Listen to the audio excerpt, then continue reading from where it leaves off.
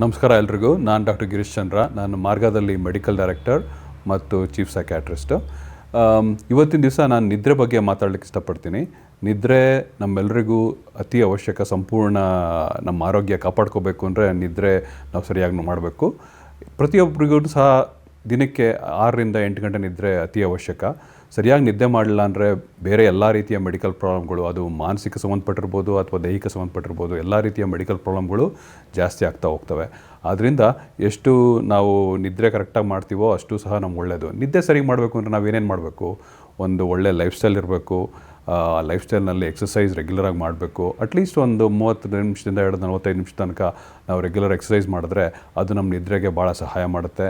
Plus in spite of ಇದೆಲ್ಲ ಮಾಡ್ತಾ ಇದ್ದರೂ ಸಹ ನಿಮಗೆ ನಿದ್ರೆ ಪ್ರಾಬ್ಲಮ್ ಆಗ್ತಿದೆಯಾ, ಬೇರೆ ಇಶ್ಯೂಸ್ ಆಗ್ತಿದೆಯಾ ಅಂದರೆ ನಮ್ಮ ಹತ್ರ ಬಂದುಬಿಟ್ಟು ನಿಮ್ಮ ಪ್ರಾಬ್ಲಮ್ಸ್ ಬಗ್ಗೆ ಹೇಳ್ಕೊಳ್ಳಿ, ಮಾತಾಡಿ. Let's try and help you what we can.